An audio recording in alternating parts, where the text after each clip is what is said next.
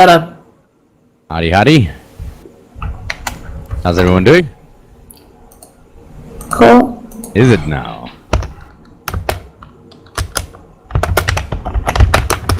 DGL 2016. Okay, view lobbies.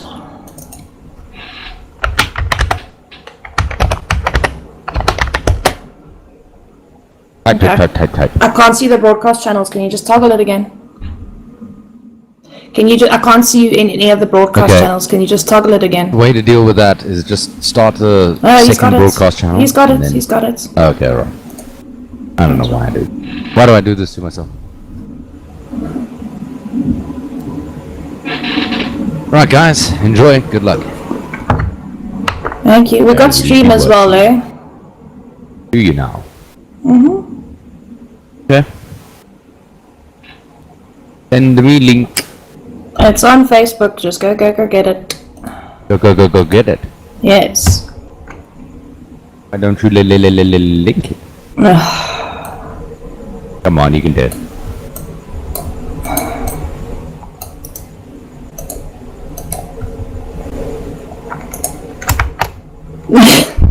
That's the biggest tragedy out of all this. I've got coffee and water that's in the fridge. Fuck, I need to go get that quickly.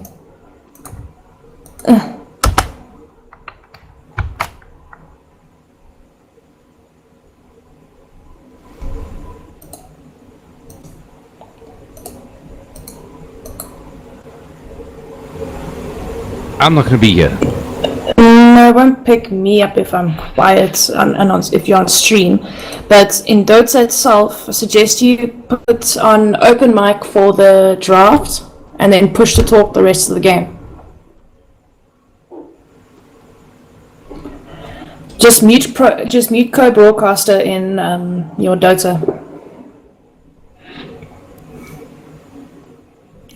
As I leave open mic on. Just for the draft, and then when the draft is finished, I switch to push to talk. Good luck. Enjoy it. Bye bye. User disconnected from your channel.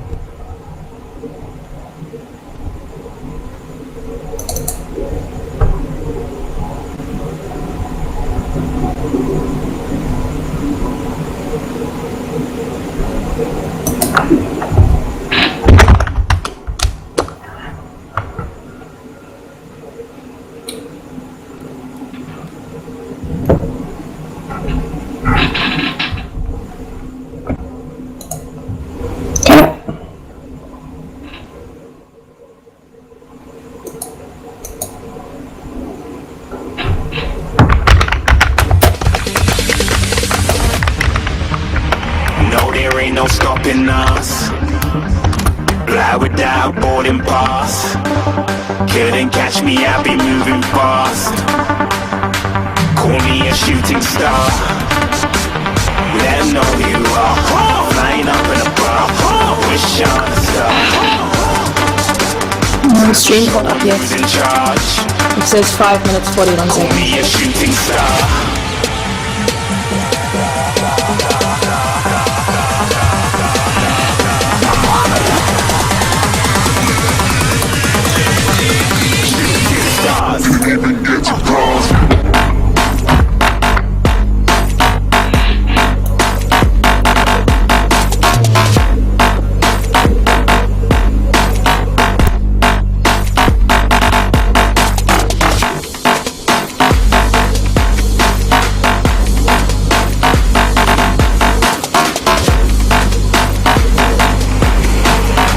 I said I'm moving too far.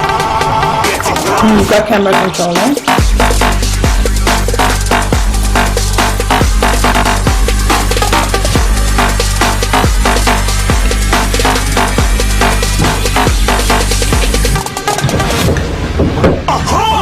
Looking at a shooting star. Got more than a couple of people going mad. I swear they're rooting hard. Till I might be big in the game like she went and got them breast implants. I said I'm moving too fast. Didn't even get a glance. I'm ready to eat up track like I'm seated in a restaurant. If you were looking at a shooting star, you know what's more than a couple of people going mad. I swear they're rooting hard. Hating the blood you want. Shining like it's neon. Like Kings of Leon. Shooting stars across the galaxy.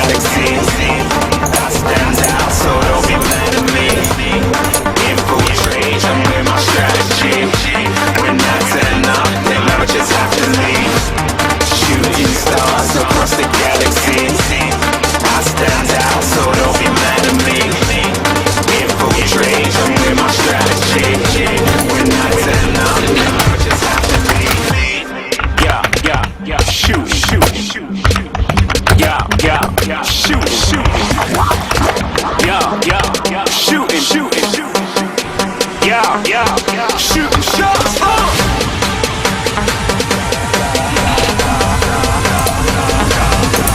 Shooting stars, shooting stars, shooting stars, shooting stars. Didn't even get to cross.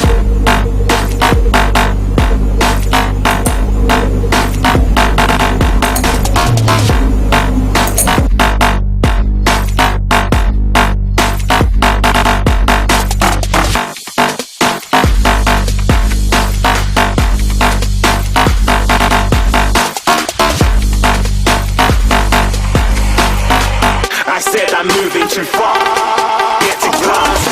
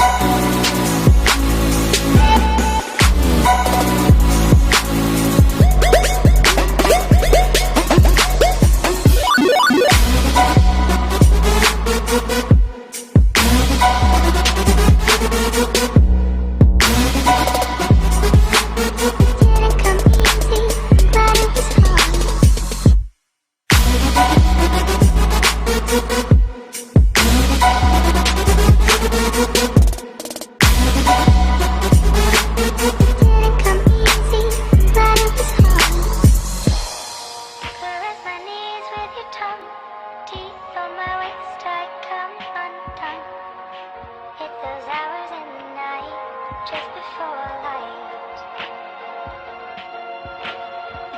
Run your hand down my spine. We kiss the dust goodnight. Goodnight.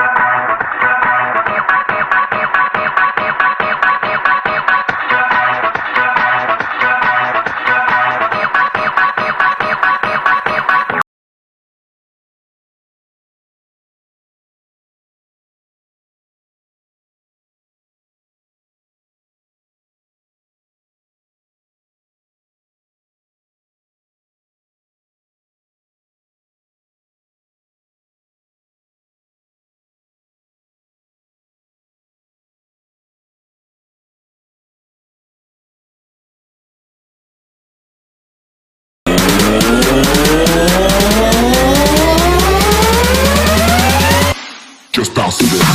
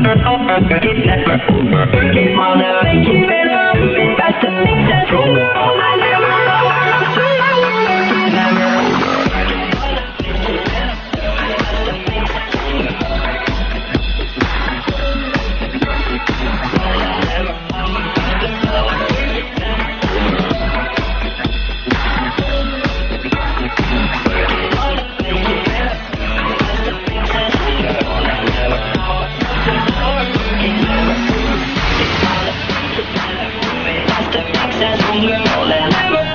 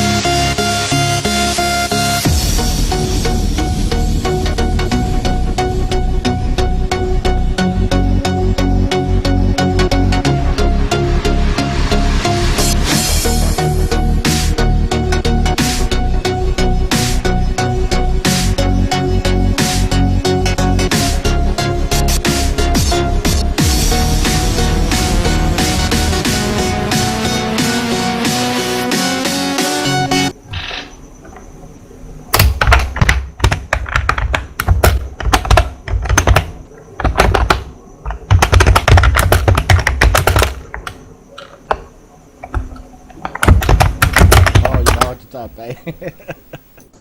Sorry.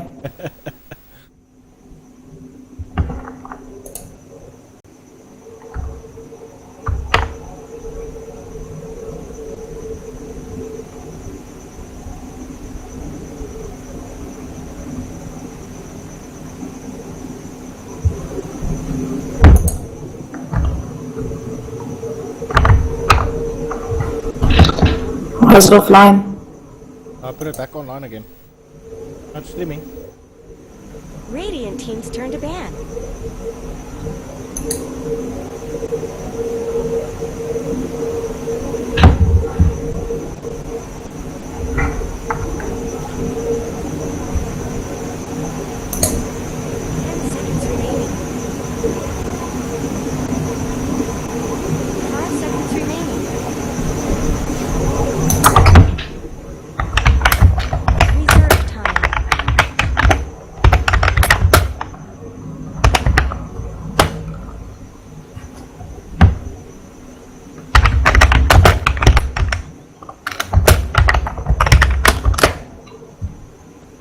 Dire team ban.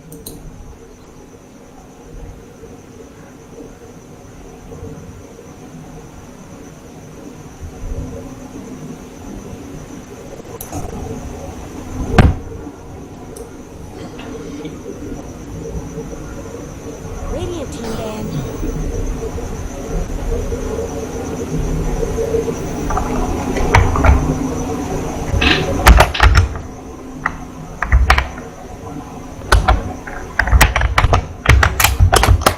10 seconds remaining. 5 seconds remaining.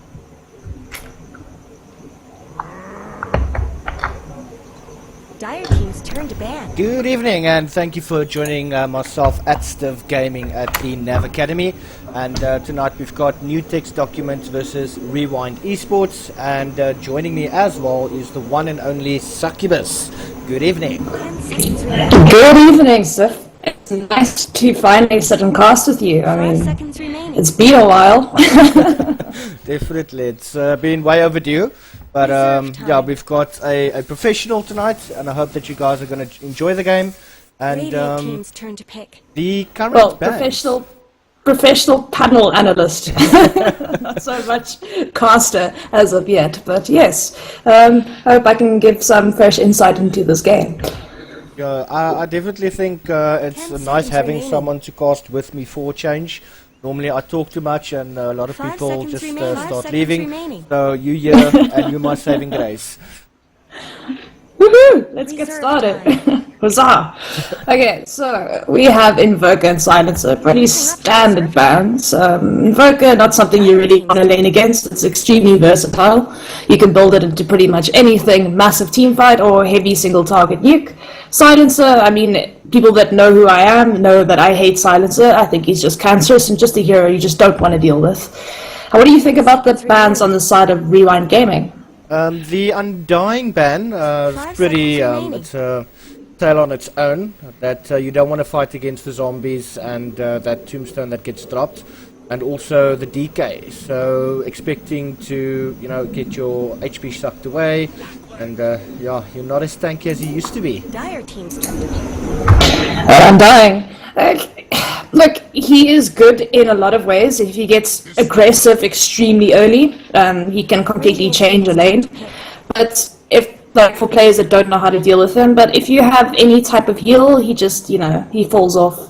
And your placement of your tombstones really have to be key because it's such an easy thing to right click. Axe, on the other hand, a very, very good ban. I mean, he's an extremely good initiator. If he comes online early with an early Blink Dagger, Vanguard, Blade Mail, 5 and he seconds gets like a few people in his call. It's not an easy thing to deal with, you know, the whole Rax Axe strat as well, and just him diving your towers and completely dominating every lane. So it's, and obviously now that, you know, Blade Mail goes through BKB, it's just something you don't want to deal with, and Axe is just, it's incredibly painful. On the other hand though, we have Clockwork and Disruptor and Lion picked up. What do you think about that?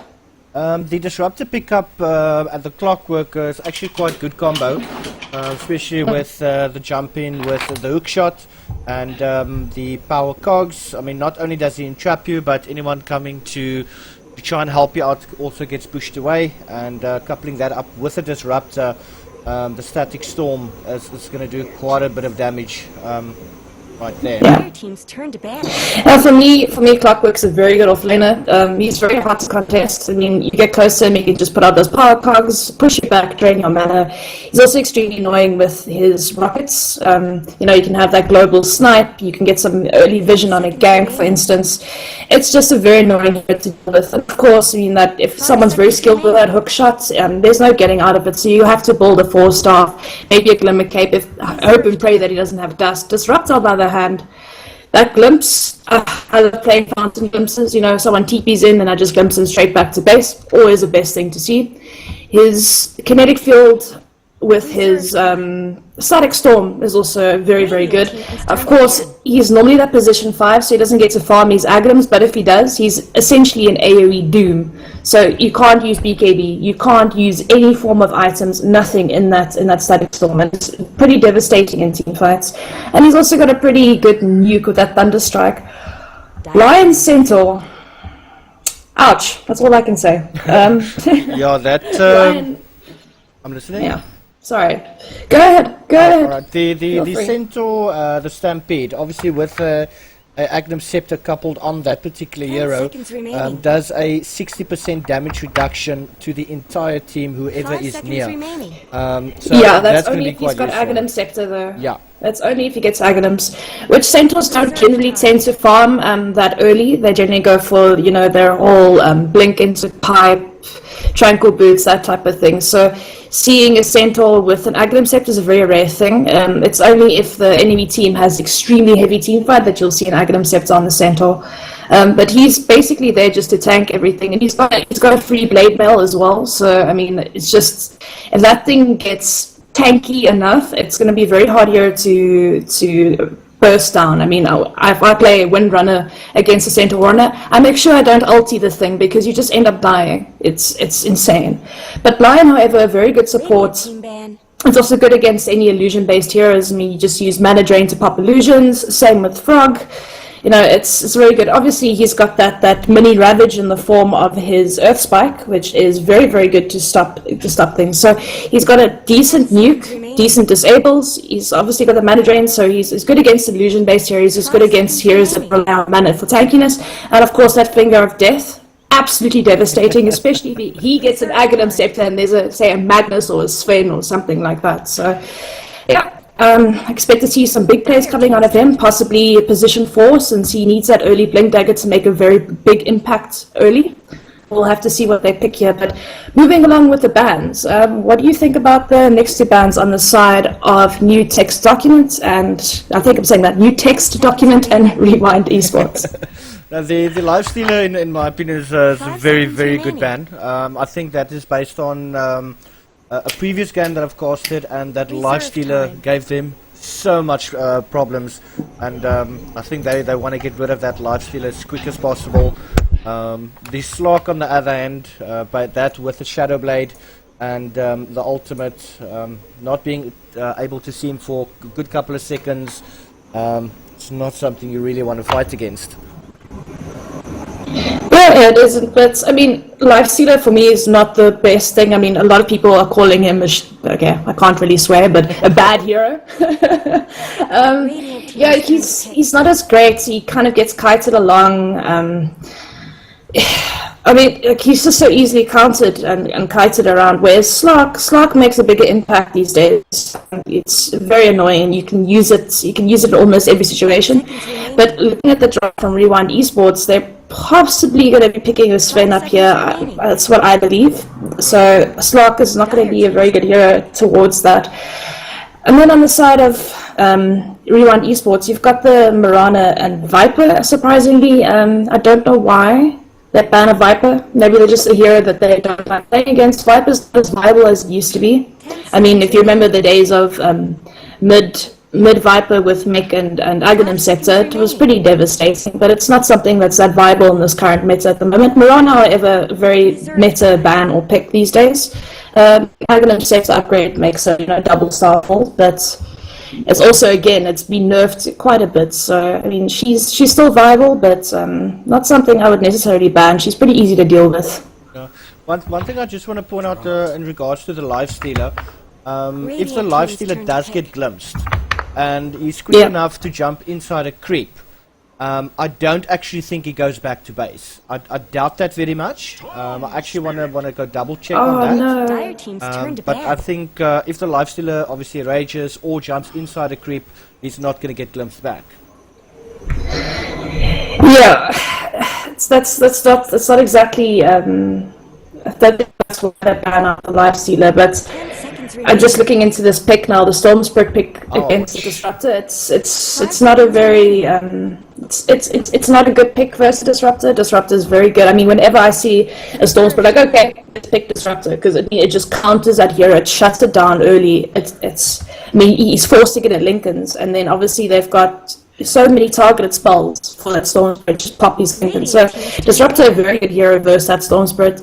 Yeah, he's got the Omni Knight to back him up, but that Omni Knight's not going to be there every time. I mean, as soon as that Disruptor gets like a high level glimpse or static storm, and the Storm Spirit wants to jump in, he's first has to get something like an Orchid, Bloodstone, that something, before he even considers to get Lincolns. So if that Disruptor is quick enough, that Storm Spirit is out of the game, and for a long time. It's a very pick. For me, it doesn't really make that much sense. Omni Knight, however, very, very good hero to pick. It's got a 90% win rate in ranked matchmaking, if you didn't know that. So that hero played efficiently and properly, it does wonders. Yeah, what do you think of the new picks on the side of New Text Document, picking a Rubik and a Juggernaut? The Rubik, for one's definitely going to want to take the Centaur's Stampede, and also the Finger of Death. I think they will actually want to turn Rewind's esports strat against themselves. So the Rubik is a very good pickup in that regard. You've got the Guardian Angel from the Omni Knight. So he's actually got a lot of options in terms of what would be useful when the team fight actually goes down. Yeah, you'll have a lot of options, but okay, well, Tidy, okay, there we go. Tidy will be able to get in and pick off those supports very quickly if they're not quick on the button. I mean, Rubik can always lift him, Disruptor could glimpse him, but again, Disruptor could be dead by the time the Tiny jumps on him, because remember, it takes 4 seconds for Tiny to get repositioned, so Tiny could easily kill Disruptor within 4 seconds. That stun toss combo on high level, it's pretty devastating, and but again, this lineup here of Rewind Esports hasn't got much in the way of late game per se. Whereas 5 seconds remaining. okay, well, Puck, there we go. Okay, now for me, the late game draft sits on New Text Document. Number 1, Clockwork scales well late game. Disrupt scales well late game as well. He gets better and better the more items he gets. The biggest thing he can get is the Aghanim Scepter upgrade, and of course the Juggernaut is pretty efficient late game. Puck, very, very good, but Storm Spirit for me is a bit better than Puck. Maybe not so much in the early game due to the Puck silence, the Dream Coil, all those good things. It's got a bit more of a team fight element to it, but I don't know. I feel like the draft is a little bit stronger on the side of NTD at the moment. Yeah, I think Rewind Gaming would, because look, fighting against a Tiny once-off, Aghanim Scepter, he's got a Hyperstone. I mean, he's going to hit like an absolute truck. You've got the backup of the Lion, and you've also got the backup from the Storm. So in terms of the early game to mid game, I would definitely say that's more in the favor of Rewind. Yeah, well, the thing is, the early game rotations from, say, the Rubik and the Disruptor could make a whole bunch of difference and create huge space around the map. Just remember that Rubik can always steal the Lion's Sun or the Lion Finger, the Centaur Stampede, or the Storm Spirit ulti, or like the Rubik can make a lot of big plays happen for them, and having 2 supports that are that efficient early game could create a lot of space. And of course you got Clockwork that's ganking God, Plus you have the puck, and then the Juggernauts can get absolutely ridiculous late game. And I mean, it's. I think it's going to be up to who makes the best players. They've got very tanky heroes on the side of Rewind, so they've got that going for them. They've also got a hell of a lot of disable, but at the same breath, so does NTD.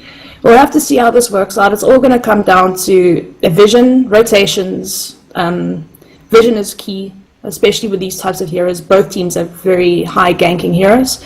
So vision for me is going to be essential. And then obviously the rotations. I mean, if they're not going to rotate in time or they're going to TP in as the person's about to die, it's not going to work. Yeah, the one thing or what I think is going to work more in the favor of Rewind is the fact that it's a tiny Centaur combo.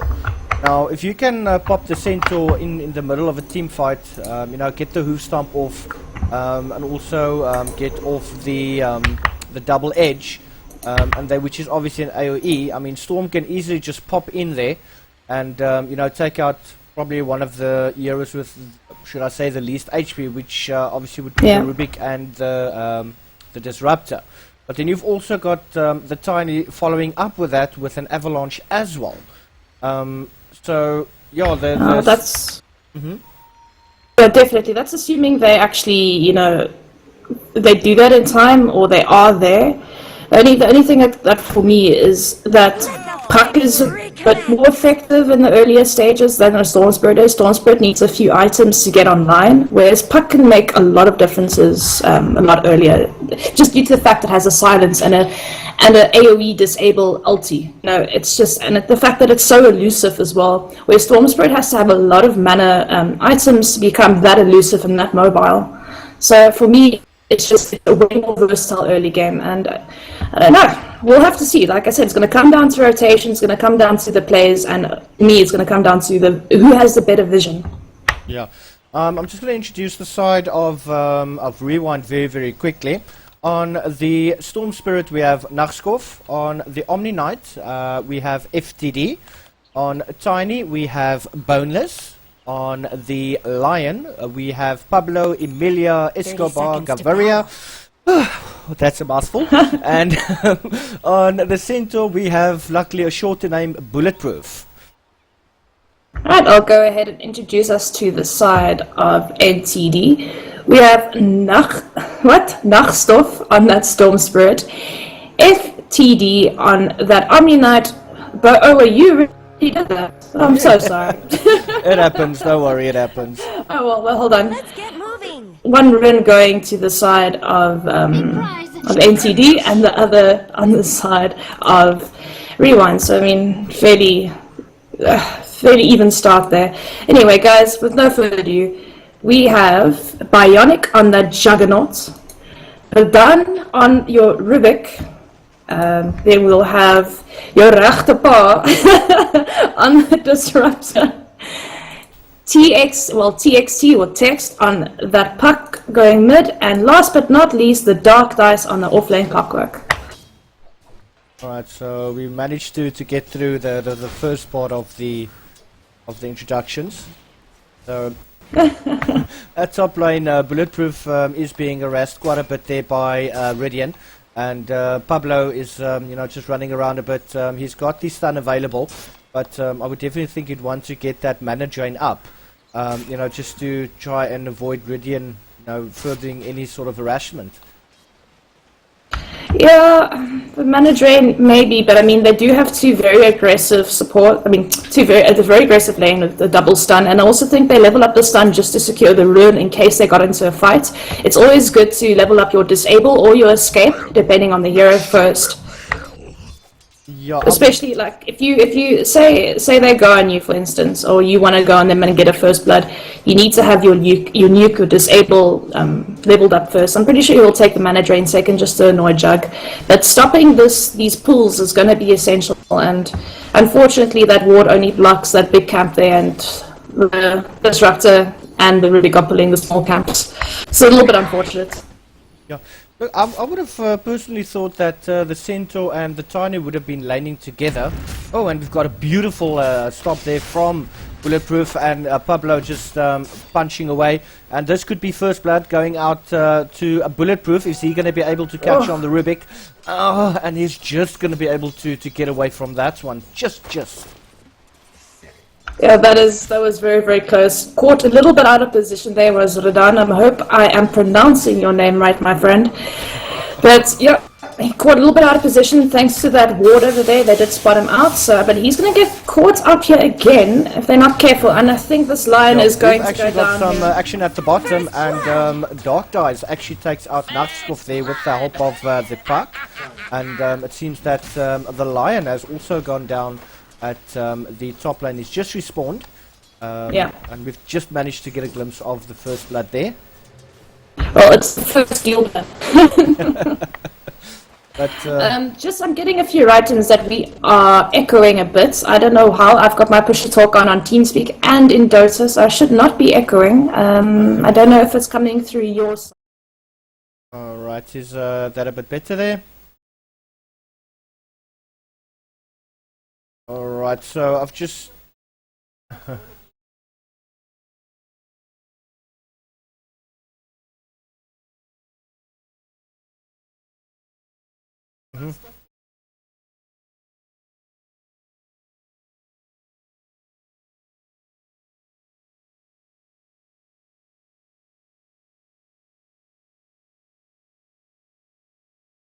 yeah, most definitely. The Nav Academy is definitely a journey to go through, but we've got an engagement here at the top. Bionic just going for Pablo, and he's going to go down. Beautiful lift there by Radiant, and now they're setting their sights on Bulletproof, but they're not going to be able to get him right there. But that was a beautiful initiation there from the Disruptor and the Radiant. So big ups there to them. They got a good kill there for Bionic. Looking at mid lane. Oh, this is that was Storm Spirit and Puck going down.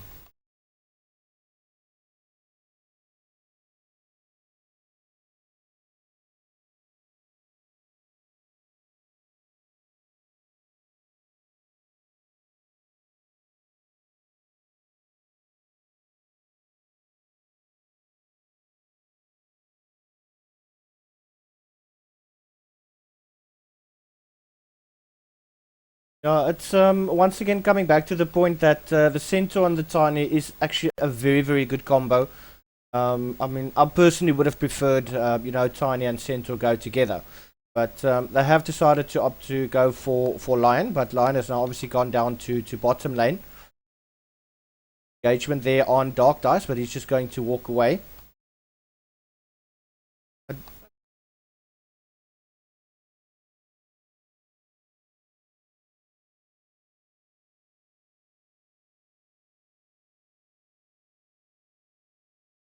Alright, I'm busy sorting that out as we speak.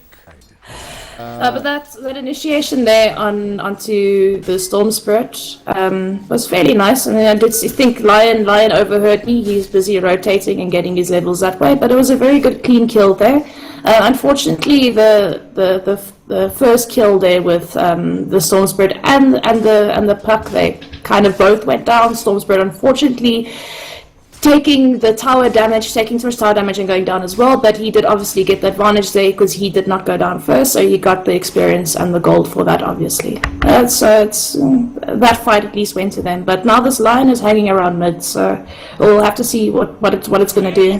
He's had a very bad start, unfortunately. Yeah, I noticed that the Clockwork has had the Observer and Sentry Ward on him for the last 6 minutes. He's only planted it now. Wards are useless in your stash, guys. Please get them down, get vision on the map.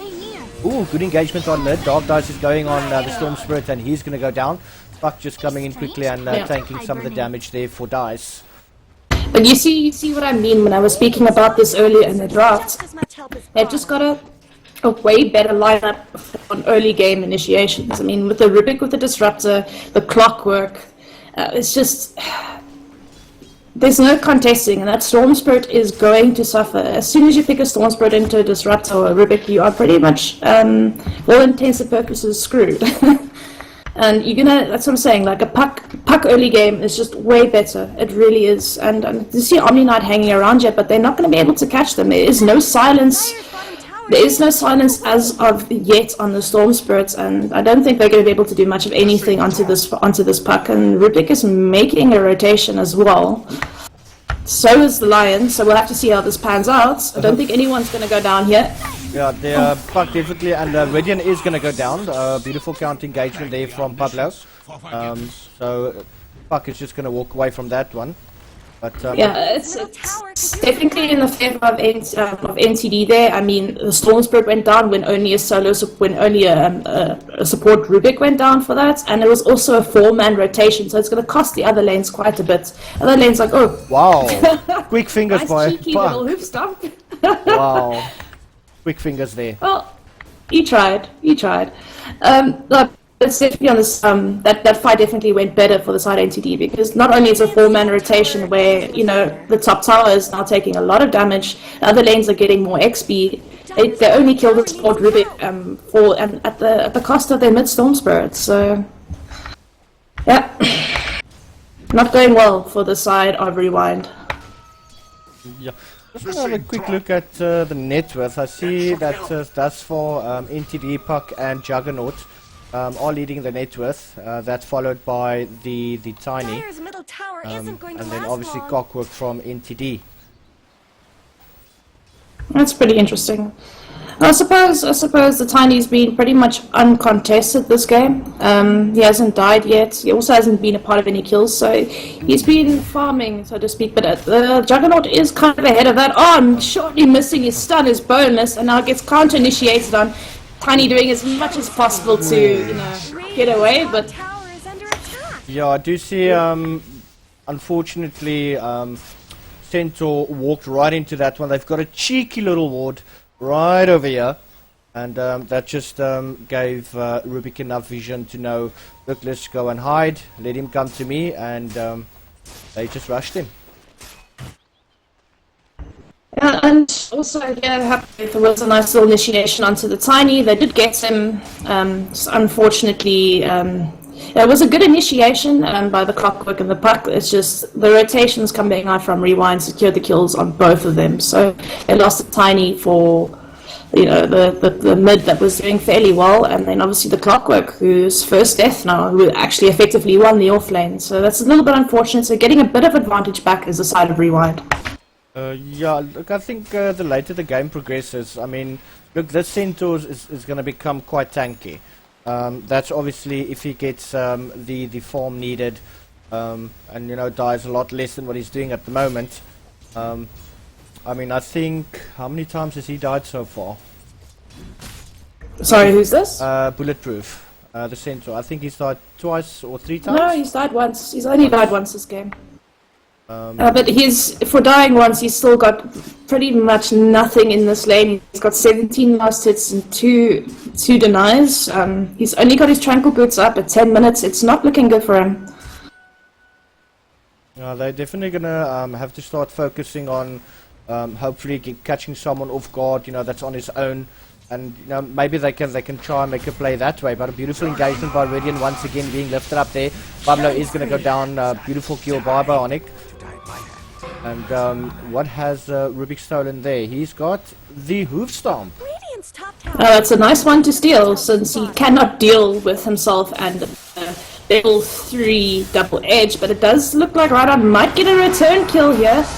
Storm Spirit jumping and killing off the Rubik. Centaur Warren getting a little bit too close there.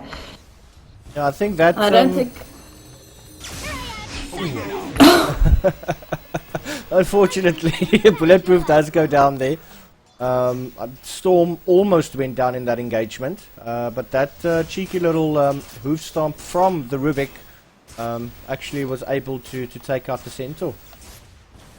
Dire's bottom Yeah, tower needs he help. definitely was. It was a bit unfortunate, but Centaur Warren not exactly skilling his hero properly. I don't think I ever seen anyone max double edge before they max their return damage. It's a little bit curious. Yeah, one level hoof stomp for sure. Of course, I mean there's not much difference between level 1 to level 4 on hoof stomp. It's like 0.75 more seconds, so it doesn't scale as well. But I would like to see more points in his return damage, especially in the lane that he's at now. And it does look like if he's not careful on what he's positioning, he needs to get away from this tower. There's no way they can contest it. Rather just take another tower somewhere else. Fortified their structure. All he can do is fortify. His team cannot rotate at the moment. Yeah, looking at the Tiny at the bottom, he has got the Oblivion Staff. So I'm thinking he's... Oh, but we have an engagement here by Nachtskopf, and he's going to take a Dark Side. Beautiful avalanche there. Clockwork does come out, and unfortunately he does go down. Beautiful kill there by the Omni Knight. The kinetic field misses, but Omni gets glimpsed back, and Juggernaut is just starting to punch away. Now the puck comes into the fight. Beautiful avalanche once again by Tiny, but unfortunately he's going to go down. Ooh, and Storm has got to run away from this one. He's only got 400 HP left.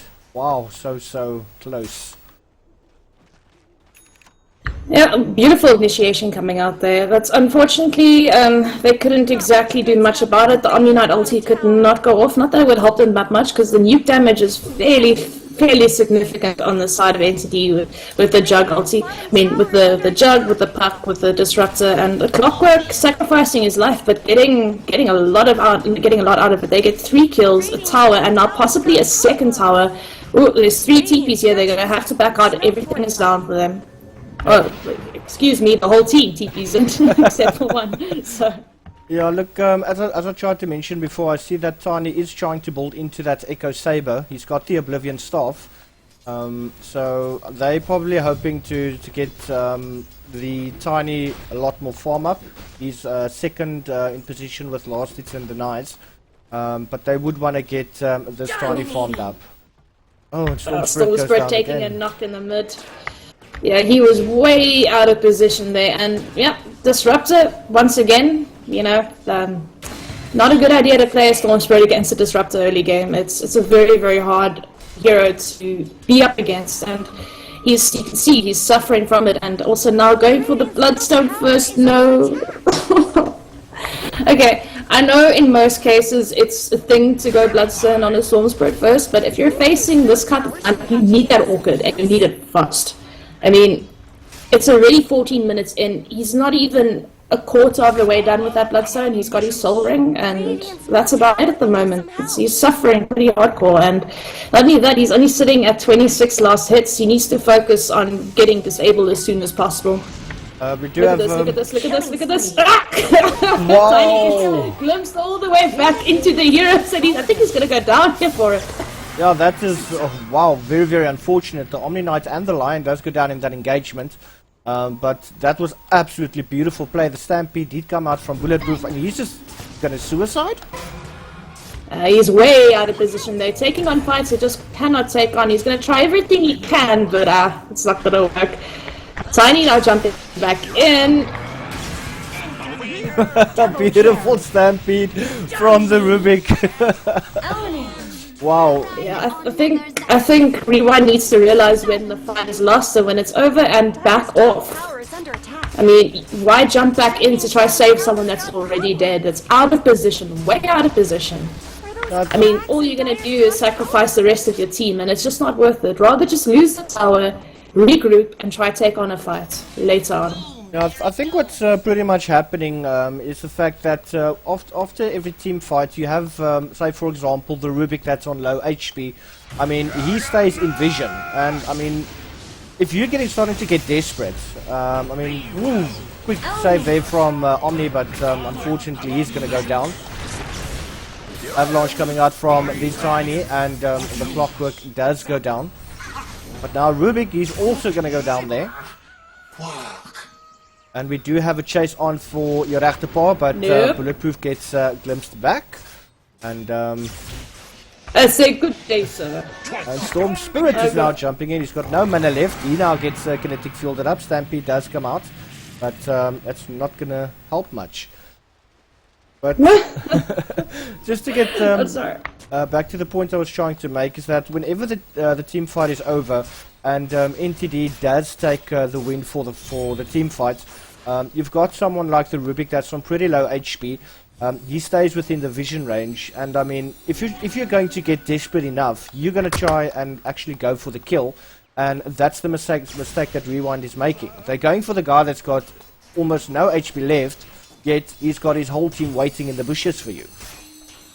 Yeah, but that's the thing I was trying to state before, is the fact that not only are they got heroes out of position. Yeah, sure, your heroes out of position, but don't go and try save the guy that's making the dumb play, you know, because then you're just going to lose 2 or 3 or 4 more heroes for no reason.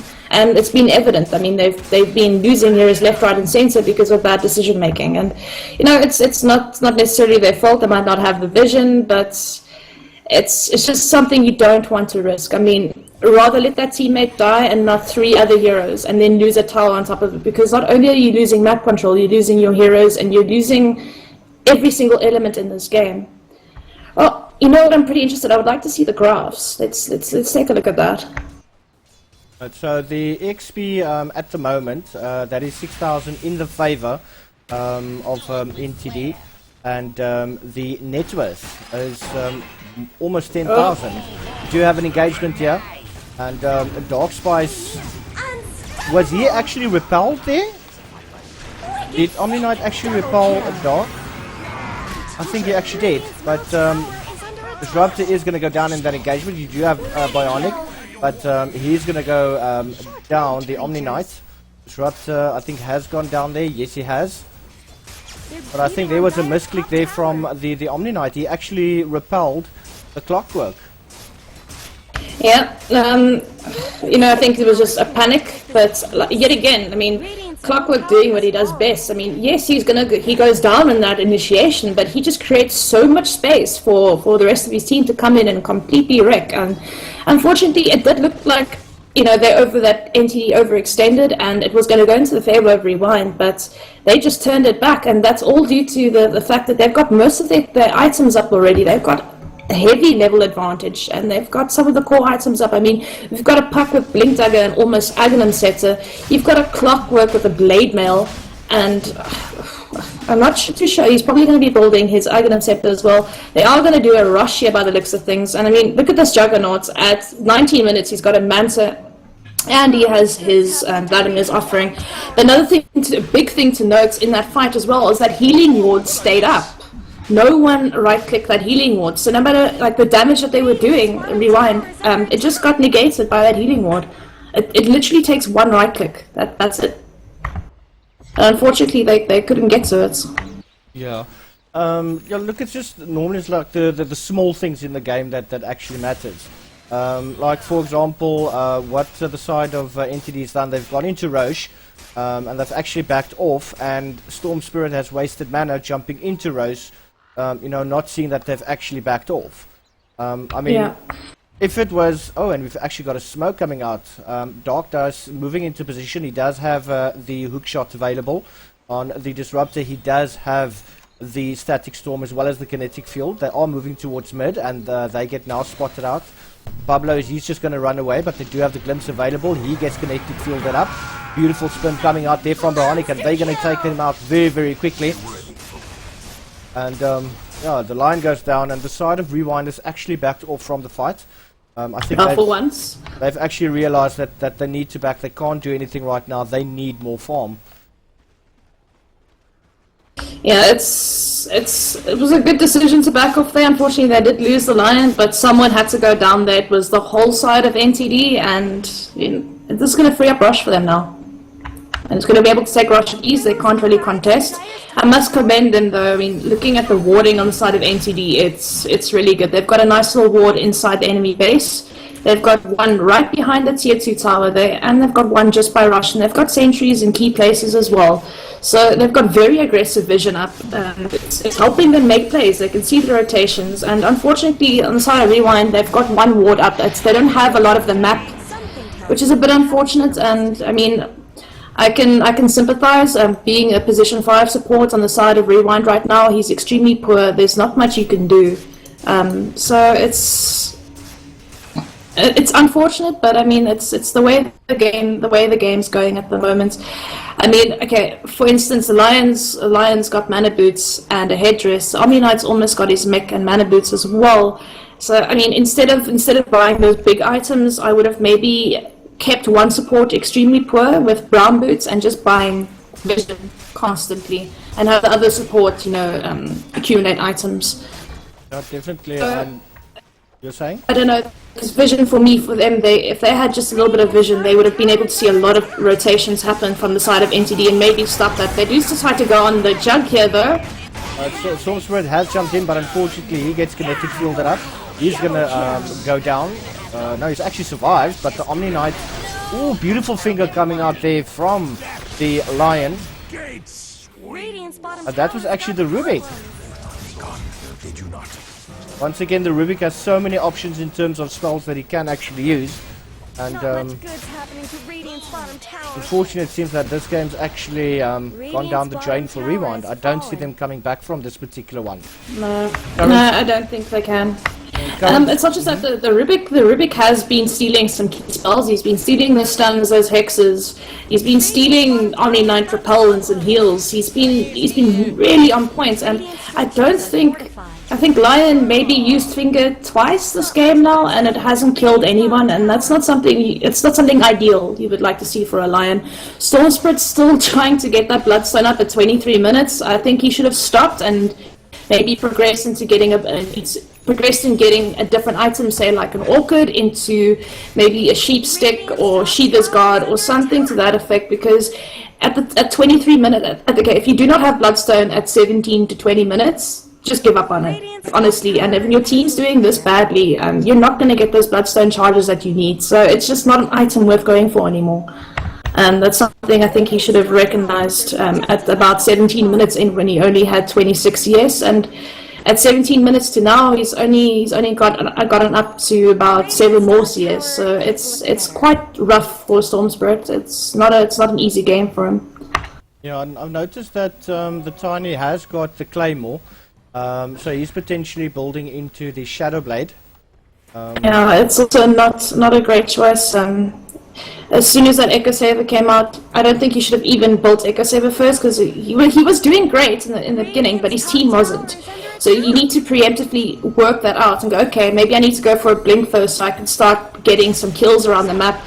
They do, however, spot out the Rubik. Immediately he gets Yule's Nair, but I don't think he's escaping this death. Yeah, he's actually gone down there, quickly jumped on there by Narskov, and Bonus was just there to help him secure the kill. Yeah, I mean, he got the sneaky ward into the enemy base, but unfortunately their ward on that high ground spotted him out there, and that will spot his death. It's a nice little kill for them, I guess. So, I mean, see, vision. Vision is key, guys. You have vision, you make kills. Now, but getting back to my point, though, I really think that Tiny should have seen, okay, my team's not doing too well. I'm going to need a Blink Dagger. I'm going to need to, make those pickoffs, because at that early stage, when he had his Echo Saver, there was still the heroes were on still relatively low HP, low enough for him to just quickly jump in and pick them off, and maybe get his team back on the map and create some space. Then he could have worked on the Echo Saver and gotten that up fairly quickly into the Aghanim Scepter, all those good items that you would love to see on a Tiny. The only worrying possibility now is that no one on the side of Rewind has BKBs or anything to that effect. Yes, they've got an Omni Knight, but he gets taken out fairly quickly. Yeah, the only problem with the Omni Knight in regards to his ultimate, the Guardian Angel. Ooh, and we've got a jump on here, and yeah, unfortunately Bionic does take out the Omni Knight. But getting back to the fact that the Guardian Angel only protects you against physical damage, yet you've got the Disruptor as well as the Puck, which deals quite a lot of magic damage. So that to a certain extent does make him quite useless, in my opinion. Who do you think's useless? Oh, hold on. Oh, Clockwork's yellowing again. Beautiful look shot there from the Clockwork. A Centaur he's actually trying to fight this one out. He's doing very, very well, but he's unfortunately gonna go down. We do have the Disruptor that's gone down. Then Rubik also goes down in that particular engagement. He was taken out quite nicely there by Narskov. And are we seeing a comeback here? What do you think? Comeback, maybe. I mean, I don't want to sound offensive to anyone, but in this level of Dota, in the 3 to 4K bracket, you generally see teams and mess up. When they got the lead, they're able to take racks, and then they YOLO in like that. Yes, Clockwork Clockwork can do that, but you know, you have to think about the rest of your team. They have to go past the tier 3 tower, past the racks, starting to get hit by the tier 4 towers, and then try to take on a team fight where you just lose your advantage.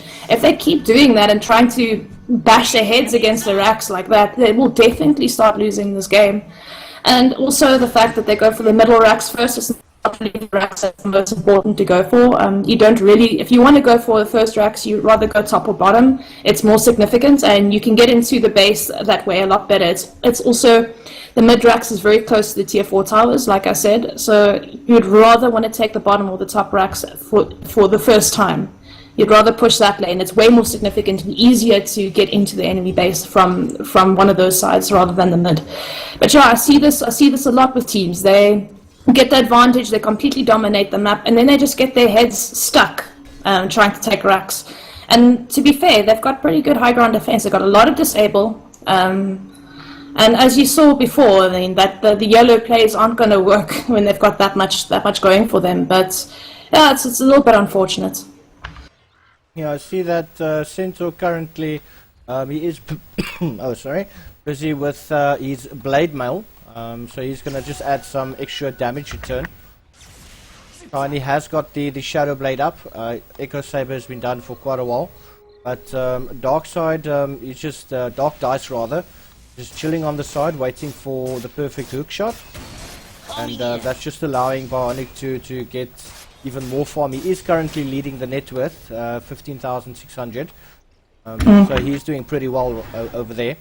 And Iridian on the side, just doing his warding. Middle tower could use some He help. couldn't be bothered. Well, you do see the Juggernaut now going for that BKB, which I think is quite good because there's so much disable on the side of Rewind that he can't just rely on his spin. So I think it's a very, very good decision. Puck, however, I think she'll be going for that sheep stick next. Yeah, it's good, but I feel like at this point, now that she's got her Blink Dagger and her Agnum Scepter up, she didn't even need to go for Agnum Scepter. She could have just gone for, because the side of Rewind is so squishy, after her Blink, she just could have gone for the Dagon build and burst down a hero. Before the fight even started, she could have just burst down the Lion or, you know, even the Tiny at that point. So that could have been a thing if they wanted to do that. Disruptor halfway to his Agnum Scepter, so he's going to be an AoE Doom pretty soon. It's gonna spell a lot of trouble for the side of Rewind. Rubik going for a 4-staff now, very good item to go for. He's got his Yule Scepter up, so he can negate quite a bit of damage. What did he just steal? Ooh, he just stole Toss. That could be fun. Is he going to toss in the Puck, or do you think he's going to be able to toss in Dark Dice? I think the whole idea will probably be to 4-staff, I don't know, like a 4-staff into the enemy base, toss a key hero into the rest of your team, lose yourself, hope you don't die, and try and get out.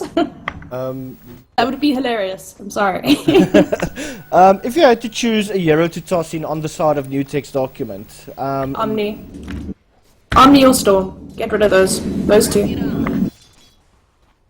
if I had to toss anyone in, I would have definitely tossed in the Puck.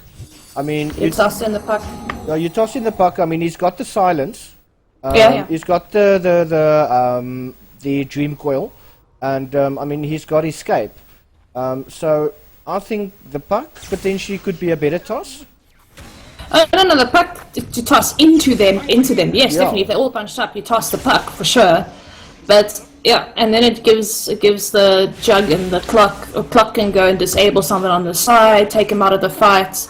Puck can disable the rest of the team while Jug spins, and also sets up a nice. It has a nice setup for the Disruptor ulti to come through. So, but it's going to have to be a perfect initiation. They can't YOLO in like they did before. I think the Clockwork went in. I don't think he told them he was going in, and they just kind of tried to follow him and took way too much damage from those tier 4 towers. But yet again, they're going to bash their heads against mid. So we'll have to see. Very passive game at the moment. Yeah, But it's not nice because I mean, think about Rewind. They literally are stuck in their base at the moment. But they are getting up their key items. So I mean, there's a Bloodstone now on that Storm Spirit, so they can potentially start to make some plays happen here. Maybe if they see another person out of position, if they get some vision on the map, then they could do something. But it does look like they opt to go rush again. Maybe they'll try Rax again after the rush. I think potentially who's got space here? The Juggernaut has space, Flock has space, Buck doesn't have space. Could potentially want maybe Dark Dice to take the Aegis. Who would you give the Aegis to? I would say Dark Dice. I mean, he's got the initiation with the hook shot, so I mean he can just jump in there. Everyone's going to jump on him anyway, and then he can obviously just come back with a rocket flare. He's got the battery assault, but we do have a beautiful smoke coming out here. They are moving towards the bottom side of the map, so just a rocket going towards mid. I think that's just to confuse the side of Rewind a bit. I don't know. I don't think it was a very good smoke in particular. I mean, it's kind of obvious if you go rush and then smoke. It's a very obvious play, and no one's going to come out of base after you've just rushed. It's not the best smoke in the world for me. And the fact that they just went to go farm creeps afterwards as well makes no sense to me. Yeah, they definitely showed themselves. But we do have a mid tower that has gone down. Yeah, we finally broke base, boys. No, but I mean, there's not much they can do against that. I mean, he's got Aegis, he's got a spin, and he's got that BKB up as now. Ooh, okay. But Narstorf has jumped in. I see that Bionic has been next, but he's just going to very quickly jump onto Omni Knight. And Storm does go down, but we do have a buyback from the Omni and the Storm. Lion has gone down as well as the Disruptor, but they are beating each other right now. The Lion and the Centaur has gone down, and Bionic is just beating at that tower. FTD is going to run away. Storm jumping on the Rubik. Is he going to be able to take him down? No, but the Eel Scepter does come out. Bionic now giving chase. He wants to beat the Storm Spirit, leave my man alone. And they are now focusing on the racks. Melee Barracks now being taken out. Ooh, Bonus has actually jumped in there. And he's going to go down. Bionic is going to get the kill. Storm Spirit is just going to leap away. Yeah, that was not worth it. You know, killing one enemy support for a 50-second cooldown on your respawn time is not the best idea. I mean, Tiny's one of their best right now at defending racks, and yep, that's what I thought. GG is going to get called here. Oh, it was a beautiful, I must say, it was a beautiful initiation, a beautiful puck dream call to silence, set up the Disruptor ulti so nicely, and obviously the Jug getting that Omni Slash off onto 3 heroes as well, it helped a lot, but yeah, unfortunately, with Tiny dying there's not much they can do. It was really not worth it. They could have maybe defended Rax if he just went to the fountain and go heal, and maybe try to defend that way, but yeah, you win some, you lose some. Let's wish them some luck in the next game, I guess. Oh, definitely. We will be back with game number 2 very shortly, and please stay with us. Hope you guys are enjoying the cast. We'll be back in a couple of minutes. Bye-bye.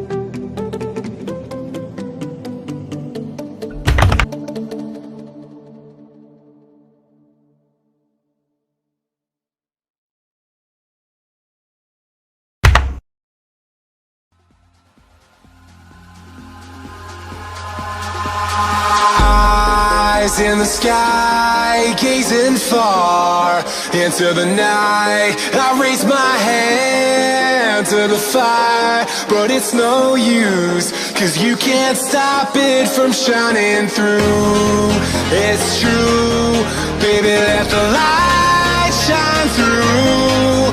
If you believe it's true, baby, won't you let the light shine through for you, for you, for you, for you, for you, for you, for you, for you, won't you let the light shine through?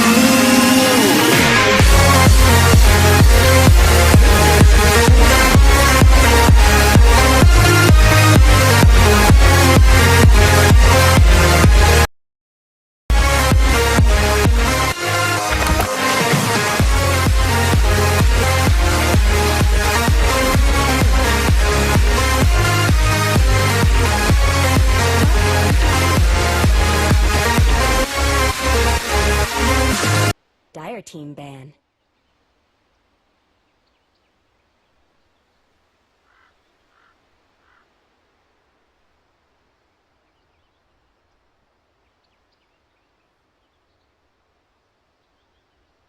Ten seconds remaining. 5 seconds remaining.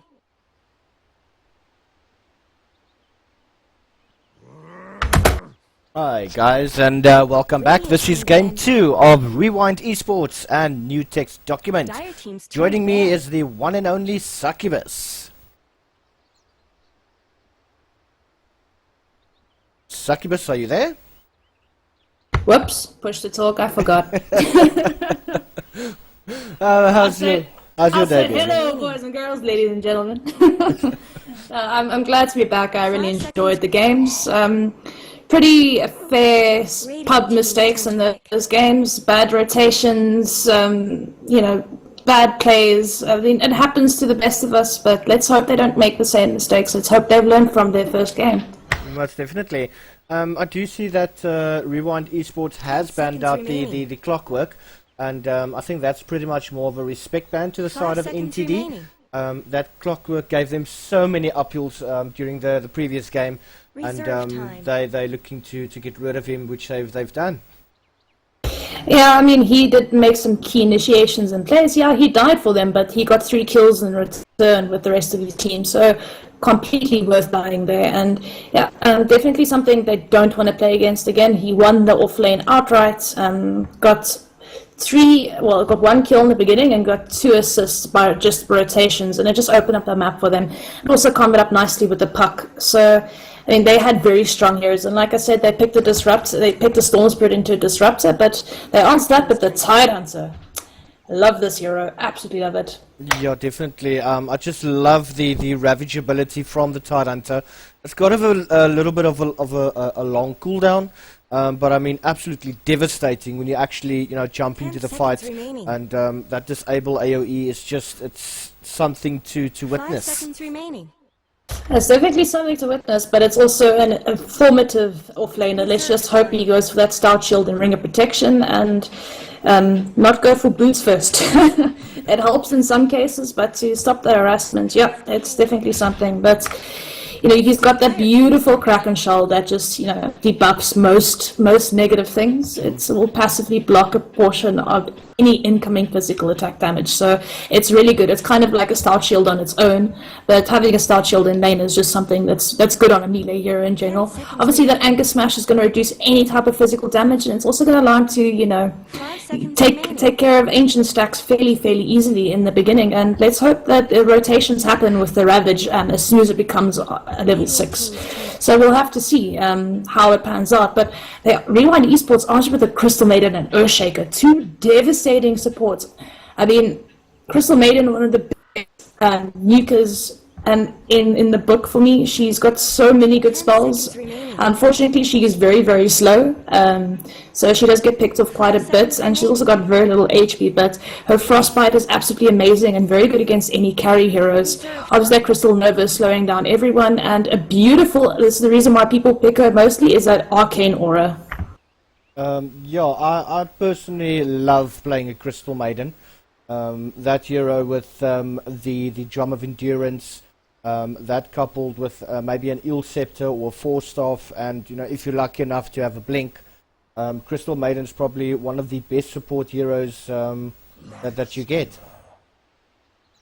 Dire team's turn. And she's gonna struggle versus that Lifestealer if he has got that rage up, but obviously that Frostbite is a very good thing against any form of right clicker without a BKB. Obviously she's gonna have to use hopefully she doesn't die before rage is off cooldown, so she can Frostbite him and he can no longer right click.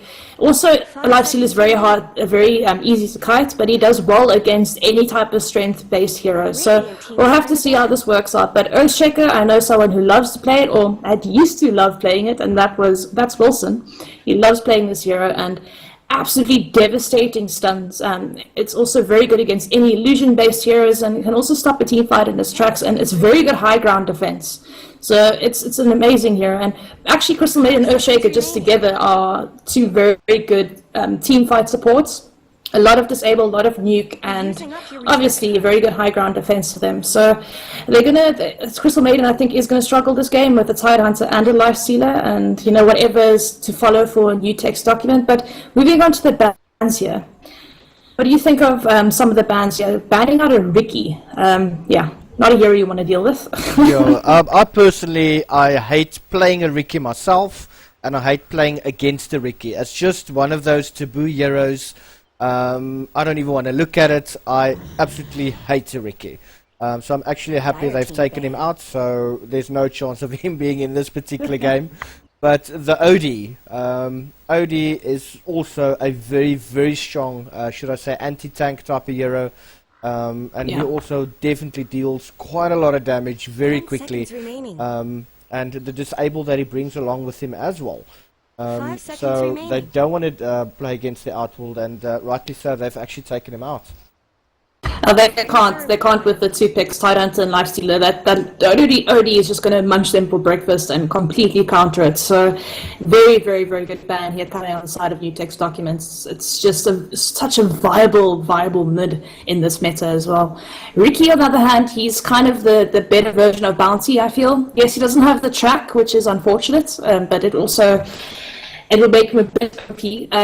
Riki is, he's got that silence, got that backstab, he's got the blink strike, and of course that ulti that's adjusted just for this meta. It makes him so good.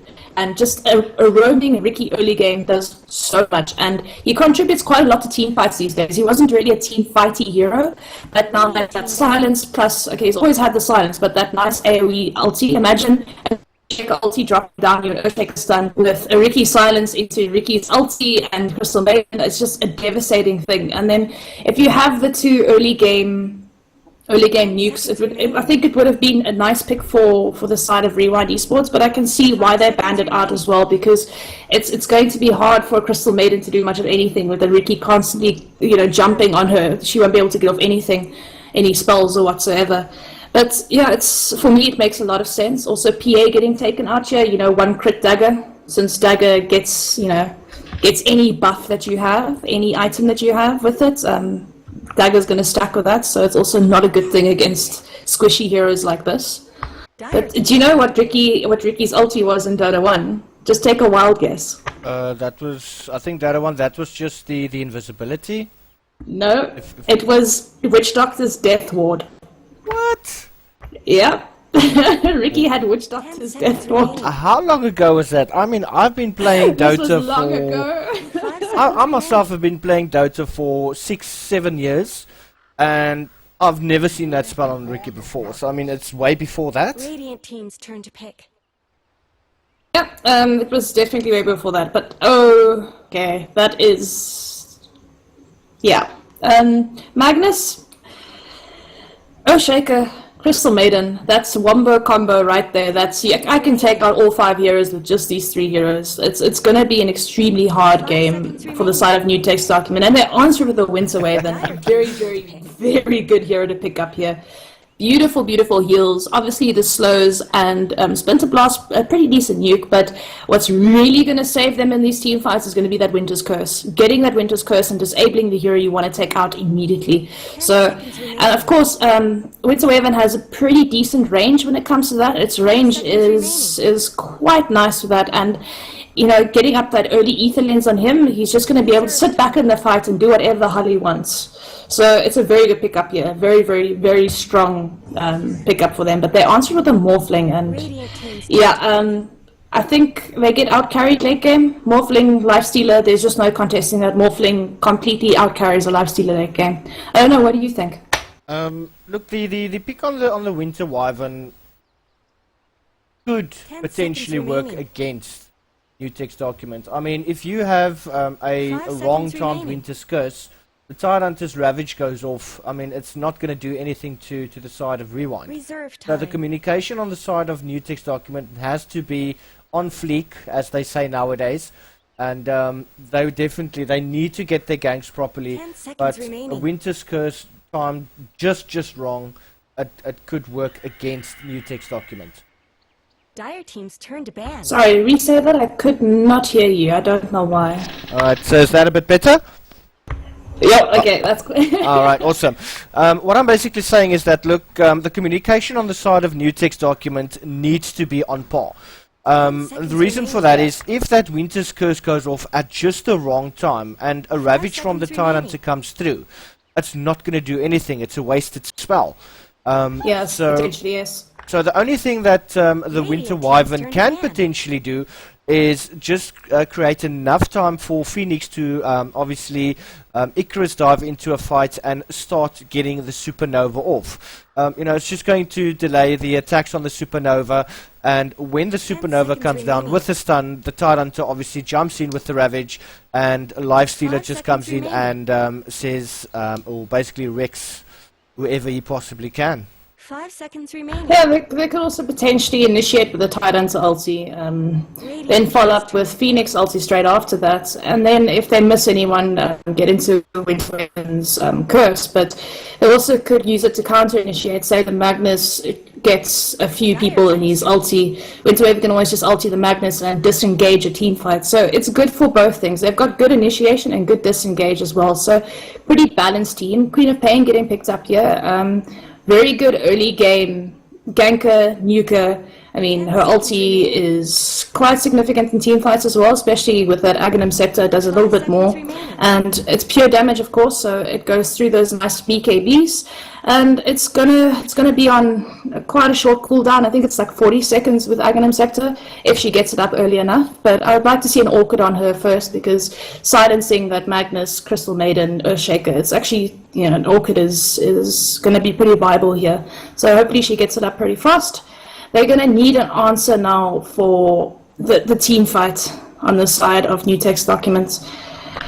Possibly an off-laner. I mean, Magnus can always go off-lane. You have the Morphling as the safe lane carry, or mid, but they answered with a Necro. And I suppose, yes, it's good. If they get someone down to low enough HP, they can take someone down with his Reaper Scythe. If he has Aghanim Scepter, of course, they can't buy back, so it could be a good thing. But to be honest, for me, on the side of Rewind Esports, they've just got a better late game draft here. They really, really do.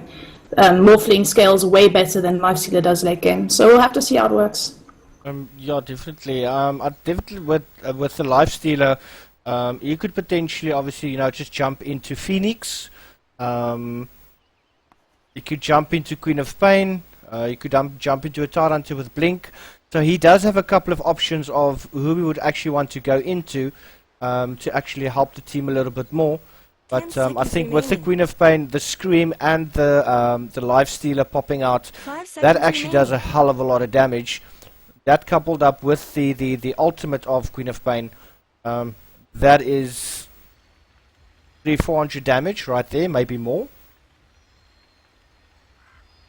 Yeah, it's quite a significant amount of damage, but we'll have to see. Like I said, Rewind's got some pretty heavy team fight on their side, and they've got a a very, very good meta late game carry at the moment. It's a very hard hero to take down, especially when it has got that strength gain, the agility gain and the strength gain. So, I mean, he can also put on his strength gain while he's disabled. So, it's going to help him out quite a bit. It's going to be interesting to see. And they haven't really got an answer for the Wolfling at the moment.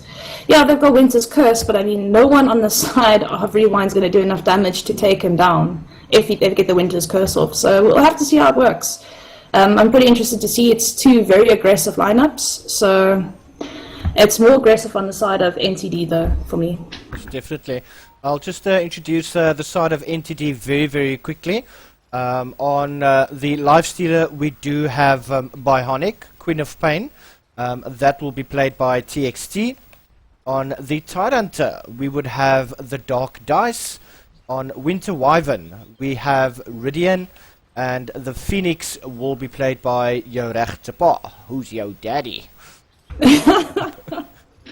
Alright, that will take me to the side of Rewind. We have FTD on the Cuddly Crystal Maiden there. Beautiful Arcana set, by the way. I've got the same one. Bulletproof on the Magnus. Then we have Pablo Emilio Escobar Granvana. God, I don't know how to pronounce that. I'm sorry, guys. We got Nachsof, if I'm saying that right, on that. Oh my god, I'm getting tongue-tied here. Sorry, boys. That Necrobus, and then last but not least, bonus on your Morphling. If you're willing to part with your Crystal Maiden set, I would be ever so grateful. And there is no part comment. with my Crystal Maiden set, yeah. but I like it. But I love it's that. My set. It's my set. No, I've got the buy the courier gem on it. Not very nice, so it's not like Crystal Nova's cast or anything. But I've got that on the other items, however. So, but yeah, no, you can't have my Arcana. I'm sorry. So sad, guys. I did try. No luck. Alright, so just getting into the action, we do have text, or should I say Queen of Pain in the mid, as well as Nachskof on the Necrolite. We do have a Charlane at the bottom with Jou Regte Pa. I'm just going to call him Who's Your Daddy. I think that would be a better name for him. Bionic with the Lifestealer. I think he might kill you. That's perfectly fine. I think he'll change his name after this. Who's your daddy? So, Ridian, we don't see any ward at the bottom side though, but I do see a sentry ward in mid lane. So, potentially they might rotate towards mid with a smoke within the next 2 minutes or so, hopefully. And if that happens, then that sentry ward will just let them know if they'll be able to do that, if there is one from the other team. So just remember that smoke doesn't reveal wards, don't reveal smokes, so they're not going to be able to see a smoke gank with a sentry ward, but they could. I think he was just kind of scared to, like, maybe if someone got an inverse ruin, or if they put a ward on the high ground, he could maybe de-ward it. So a preemptive thing there, I guess. But yeah, I expect to see the Queen of Pain outright win this lane at the moment. It should be fairly simple for her. Necro can't really contest her. She's got a higher base damage than he does, so she should be faring well in the last hitting and denying. She's also got way more nuke, and she's got escape. So I do see this lane going the way of Queen of Pain. Yeah, the only thing is, look, the Queen of Pain has got quite a lot of consumables in terms of the Tango and the Fury Fire, and that is obviously due to the Heartstopper aura, which is going to start eating away, but we do have an engagement, the dagger coming out. Nachskof is just going to walk it off. Yeah, unfortunately, she made a bit of a bad engagement there. Had no creeps on her side of the map there, so taking way more damage from the creeps than she should have there in the mid. So she needs to choose the harassing a little bit better there. But yeah, definitely, if she doesn't win this lane, I don't know. It should be fairly easy and standard for her to win this lane against the Necro. Yeah, I'd see that the Queen of Pain actually does quite a lot more damage than Nachskof does. And that's pushing him back. He's got the Fury Fire and the bottle, so he's going to constantly spam that. He's going to need the courier to come through, but we might have a first blood mid. Oh, I don't believe so. I don't believe so. No, not that much damage, but she is leveling that Shadow Strike to hull, so he's gonna be struggling quite a bit in this game. I mean, look at that damage. Yes, he does a lot of damage to her, but now he's got no heal. So, and his bottle is empty. He's gonna have to use his Death Pulse now, or he is going to die. Looking at top, FTD has actually taken quite a lot of damage. He has frozen Dark Dice, but he's just gonna walk away. Morphling is now gonna come into the action. But he's just going to turn and carry on with the farming. And at bottom lane, Ridian has done very well chasing away Bulletproof. He's almost gone down there. Yeah, well, that's to be expected. I mean, it's quite a weird off-lane situation. We have Magnus with the Earthshaker. FTD has come to the top. He has frozen Dark Dice, but Dark Dice is tanking it up. Beautiful first blood by Dark Dice, and he's now taking on a bonus. He has used good potential. Oh, double kill! Wow, beautiful play from Dark Dice. Kraken shall get wrecked. That Anchor Smash is probably one of the better spells in my opinion, especially in terms of farming the Ancients, and he's used it to perfection against the Crystal Maiden and the Morphling. Yeah, just think about it. It's a 50% damage reduction on level 2. It's insane. And they basically used all their nukes and had no mana left, so all he had to do was stand there, be a man, and fight. I mean, he had enough to Anchor Smash for days. So, I mean, unfortunate happenings on Rewind, but that will definitely secure the lane for the Tidehunter. He's outright won that lane now. There's no coming back from that. He's going to have a very, very fast level 6. He's already at level 4, actually almost level 5, and it's not even 4 minutes in. So very, very good start for that Tidehunter. And he's going to go and stack his first Ancients, but unfortunately, reaching the timer a bit late, that's not going to stack. But we do have Tex and Naxkov just having a bit of an argument for the Ruin, but Tex did get it. He's got the haste. He's now sitting on chase at Naxkov, but Naxkov is just going to use the Death Pulse.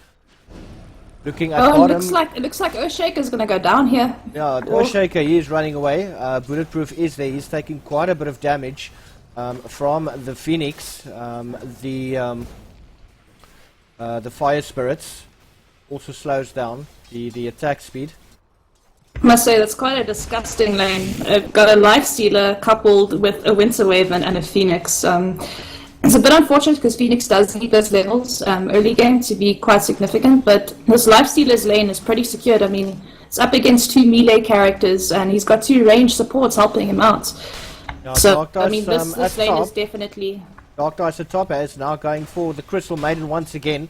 The Morphling really can't do much, but we do have the Earthshaker coming in. He's just going to harass with a quick stun. Dark Dice now needs to run away, and the Earthshaker does use the Enchant Totem. And even with the damage reduction from Anchor Smash, that ES is still going to do a little bit more damage. He is harassing. Beautiful stun coming out, and the Stomp. Stuns. Ooh, the Ravage is up. He could opt to use it. Oh, he's used the Ravage, and now he's going to go against FTD, but Morphling says, no, you're going down, brother. You leave Crystal Maiden alone. He's giving me much needed mana. Oh, word. Unfortunately, he just couldn't get there quick enough. He could have potentially gotten a kill on the Crystal Maiden, but he would have definitely gone down irrespective of that. But yeah, maybe like just accept your fate and get out instead of wasting Ravage like that. He could have opted to use it, and he did, but maybe a little bit of a waste. Like maybe like the greed was real for him, I guess. See, Queen of Pain is doing very, very well controlling the runes. He's got the blink. So unfortunately, Naxkov won't be able to refill the bottle there. So getting to the runes on time is much better, but we do have a scan. Tex now jumping onto Naxkov. We have Winter Wyvern going down to Naxkov. Crystal Maiden is moving forward. He does have a Observer Ward available. That was maybe a little bit ill-advised. Oh. Going on him a little bit too low HP. Yeah, he even types. Right, but we do They have a have an smoke instant coming up there rotation, from Bulletproof and FTD. They want to go now on to the Tyrant. He has been signed up by Earthshaker. Oh, and the Kiwa comes out, but a beautiful kill there once again. Magnus does take that one. I actually thought that Boneless had it, but the Shockwave was a bit much, and there's no stopping that with the Anchor Smash. Yeah, Bulletproof got a pretty decent nuke. I mean, he does 225 damage plus minus, and yeah, it's not doing as much damage, obviously, thanks to Hero's magic resistance, but we do see Winterhaven trying to get a little bit aggressive here onto the Morphling. Not really going just to to point accomplish our much. attention Doing to a mid, three-man rotation mid. we do have a Crystal Maiden coming in. Beautiful freeze with Shockwave coming out from Bulletproof, and Tex is just going to blink away. Beautiful skewer, and he calls out the Sonic Wave, and he actually takes out Bulletproof. But he could potentially take on Nachtskopf with the tower, but he's just going to quickly bottle up. And Crystal Maiden very quickly gets out of the fray. Doesn't want to get caught with that tower.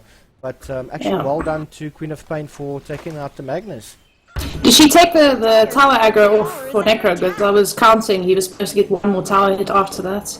Or did the tower just decide to hit a creep? I actually didn't see it.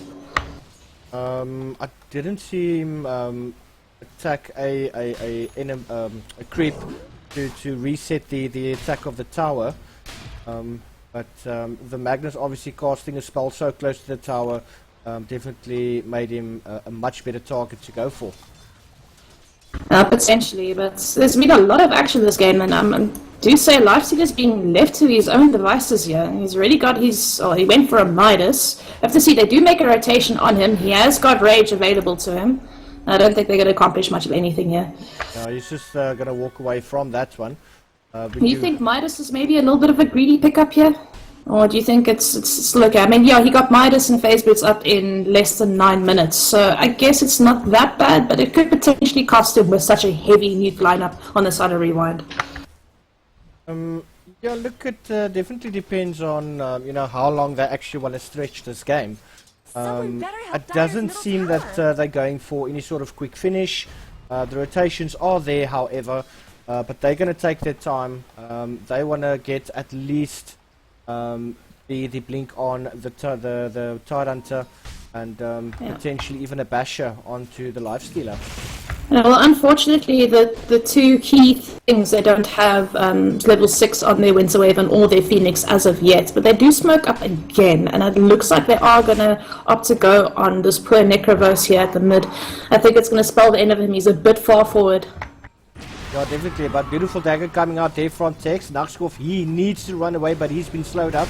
Beautiful jump in there from your rechterpaal, aka who's your daddy. And Dark, could Tyrant actually go down? Oh, no. Ooh, close. Oh, wait, he's going to go down. Hold on. There's a Magnus. There's a Magnus. Wow. Oh, my God. Using the shade in the trees. Radiant's Well top done, tower well is under attack. That should have been a kill. That really should have been. But he might potentially get a kill out here on the Winterhaven. Oh, no, the Queen of Pain as well. I don't think he should do this. Tower is No, under he's got the RP available, so it's a quick RP skewer and then hopefully a shockwave if he does have enough mana. But I think he's actually waiting for backup from the Necro.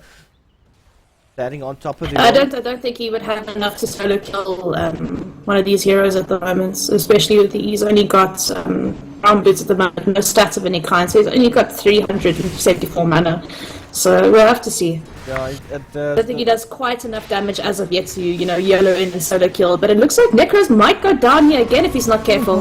beautiful Sonic Wave there coming out from the Queen of Pain, and Necro is going to go down there, but the Sunray coming out now there from the Phoenix. They're going to set chase. Beautiful Ravage from the Tidehunter. He's going to attack out Crystal Maiden, and Pablo Escobar, he's being chased down, but then Magnus jumps in with the RP. Beautiful Sun coming out there from Phoenix. Boneless almost killed the Queen of Pain, but he's just going to leap away, and unfortunately Morphling does go down. Dire's bottom tower is being And chipped the away. Sunray coming out once again there from the Phoenix, using that to perfection, just giving Dark Dice that extra HP. The Shockwave coming in from Bulletproof, he's now just trying anything he can just to get them away from the tower.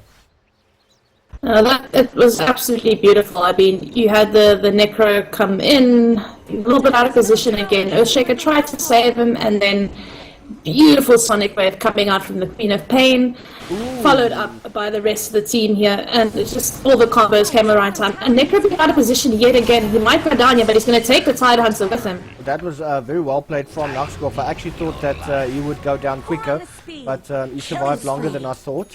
Crystal Maiden does have the haste ruin. Text does have blink, and he's got the Shadow Strike, 56 seconds on the Sonic Wave, so he's not going to be able to use the ulti right there at the This moment. Crystal Maiden might actually potentially go down here. She's got one more tick onto that Shadow Strike. Oh, just makes it on 16 HP. Yeah, that was... That's wow. intense. That was... Very dangerous haste ruin to pick up. No, that was a very gutsy move from Necro, though. I mean, he ran into 3 heroes. He knew they were there, and you know, very cheeky kill on the Tyrant. Yeah, cheeky kill, but I don't think it was actually worth it. I mean, it's just for me, I don't see the point in doing that. I know they didn't actually have vision there, they don't have any wards there, but now in the mid, oh, okay, yeah, he's actually going to get out. He has his Arctic Burn on cooldown, and yeah, able to fly over that boulder of Earthshaker. Crystal Maiden is in the mid lane. He is popping a very quick ward there, but might be that Dark Dice has actually seen him. So he's just going to back away quickly. We do have a ping coming out from the Phoenix, so they might deward in that area very, very shortly. Tidehunter has 5 seconds on the Ravage. Yep, look at the wards. There's so many wards right now. Shame, this poor Necro is just not getting any space. Yeah, I don't know what he's going to be able to do here. There's also, unfortunately, he hasn't got any levels in Sadist, so he's not going to gain any mana or HP back from any type of nuclear team fight. It's gonna hurt him quite a bit. He does, however, have the Crystal Maiden aura to back him up with that, but he's not being able to do much this game. He's been getting a few cheeky Reaper sights off that is helping him out, but not much that. Oh, we've got the classic Queen of Pain Lifestealer combo, so I expect to see some good things coming out from that. He is currently inside Queen of Pain, so we'll have to see. Ravage is up. Actually, everything is up now. Weapon is... Very good kill there from Naxkov, just taking out the Wyvern. Phoenix just providing a little bit more Sunray HP. Dark Dice does not have the blink up yet, but he does have the Ravage. He is stuck in between the tree line, being frozen up there by FTD. Sonic Wave coming out there from the Queen of Pain, and the Ravage from the Tidehunter, and now they're going to start smacking away. But he's going to go down. I think Morphling gets the kill on the Tidehunter. Beautiful Sunray from your Rachtapar, aka Yo Daddy, and the Queen of Pain also goes down. So Hanik is now starting to...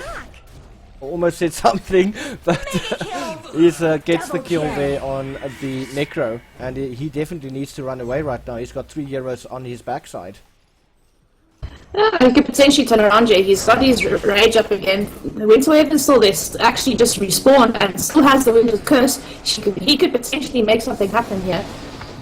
Taking a bit more tower damage than expected. I don't think this is a... Basically, I think he might actually still go down here, but now Lifestealer. Yeah, this is what you spoke about before. Yeah, that timing just wasn't... But I don't think he would have been able to kill him. I mean, the stun is there. You've got the Magnus and the Crystal Maiden. So I doubt that he would have been able to get the kill. But I think Radiant was just trying to get him out of there. I mean, both sides losing more than they should have in this fight. It was pretty long-winded, drawn-out fight, but they did, however, get the tier 1 tower mid. So I guess, you know, he goes up there again. But yeah, unfortunately, they lost more than they should have on both sides for that. But everyone trying their best to make something happen on this map, and I mean, kudos, they are still trying. Unfortunately, the vision is not exactly on the right spot at the moment, so they don't have much of a game, so to speak. much of a gain as a map control. So we'll have to see how they're going to be able to make this happen. I must point out though that the Magnus did RP a solo lifestealer while Phoenix Egg was going down and just got immediately stunned as Phoenix Egg was, erupted. So they didn't even have Magnus ulti to maybe potentially follow up. But we do see a little bit of engagement happening on the Tidehunter. No, Tidehunter is just very, very quickly running away. Beautiful stun coming out there from Pablo, and Necro is going to take the kill there on the Tidehunter. Unfortunately, just a little bit too slow to get out of the way. But that Earthshaker stun just ensuring that Necro gets close enough to actually get his ulti off. Yeah, they're trying to block those ancients as much as possible. So having those wards there on the side of the Radiant ancient stacks is going to be blocking that up for the Tidehunter, so he can't farm it. So we're going to see his little rotations there. So they can just keep ganking him there, gaining advantage that way. But the Necro now looking like he's going to be going for that Ether Lens, and a very smart choice because he's being caught out of position so much. He has to get very close into the team fight to make something happen. So Ether Lens is going to help him keep his distance a bit and maybe not get killed the whole time. Most definitely. I see that Bionic has decided to go with the Sanjin Yasha. He obviously just wants to get the maim off, which obviously reduces the movement and attack speed of whoever he hits. Yeah. And that's obviously with the open wounds and the feast. He's going to be doing a lot of damage, and it's not easy to run away from a lifestealer. No, it really isn't. He's going for what we call the Red Star build. He's got the phase boots and Yasha, so he's an extremely fast hero right now. With these normal movement speeds, it's sitting at 417. With phase boots, it's going to increase it by 45, extra 45 movement speed. So I don't think there's anything right now on the side of Rewind that can actually outrun it. Maybe Morphling can, wave away, but other than that, they get caught by a lifestealer, they're pretty screwed. I mean, yeah, Magnus has the RP and the skewer, but you don't want to waste a thing like RP on getting away from a lifestealer. Morphling now getting gone on here, it's going to wave out of safety, but the entirety of NTD is now teeping into this, so they're going to potentially look to take this tower now. Lifestealer casually just farming down and getting more items up and getting bigger and bigger and bigger. Well, it should be an interesting engagement here. I do see that Dark Dice is there, but I wonder if he hasn't been spotted out. The smoke has worn off. He does have the blink available right now. Beautiful blink, and he does decide to go for the Crystal Maiden, who pops under the Sonic Wave. Beautiful RP there from Bulletproof. He just wants to would want to skewer that off, but then the Winter Wyvern jumps in. He's going to get the Winter's Curse off. Ooh, and the Phoenix does go down there. Beautiful kill there by the Necro, and Radiant is now on the run. Skewer coming out there from Bulletproof, and Radiant's just going to try and juke through the trees.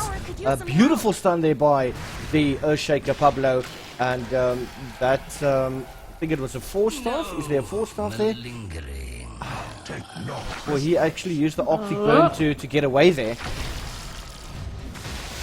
Beautiful kill there on the Earthshaker. Morphling jumps, and he's going to be able to take out the Queen of Pain. And Bionic is now sitting chase, and is that maim actually going to come out? Is he going to... Yep, he's going to get the kill. Beautiful skewer in there from Bulletproof. But Bionic comes back, and he has slowed Bulletproof there, and he's going to get a beautiful kill. That was quite an interesting engagement. Yeah, I was going to say went to the side of Rewind there, and then the lifestealer TP's in, Winterwave increased, gets in there. Yeah, I was kind of saying, okay, well, Rewind's not taking care of the egg's just willy-nilly sitting there, and, he didn't exactly get his sunray off nicely. It kind of missed everything, so I kind of felt like it was going on in the favor of Rewind, and then all of a sudden Lifestealer TP's in and makes their life living hell, and they ended up winning that fight and almost taking the tier 1 tower there. Very, very good rotation. I think if they started with the Lifestealer in that fight, maybe they didn't have to lose the 3 heroes that they did. But nice nonetheless for them. Unfortunately, the Winter Wave and ulti didn't exactly stack up that nicely with the Phoenix Egg, and then the Sunbeam did absolutely no damage because it Winter Wave and ulti. So they could have maybe done a little bit more damage if they combat that up correctly as well. Yeah, we do have the Supernova available on your Rechterpaw and text Lifestealer inside the text.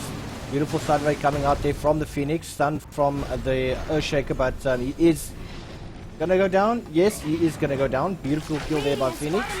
Lifestealer jumping out, and Crystal Maven pops once again, and Morphling's also gonna go down in that engagement.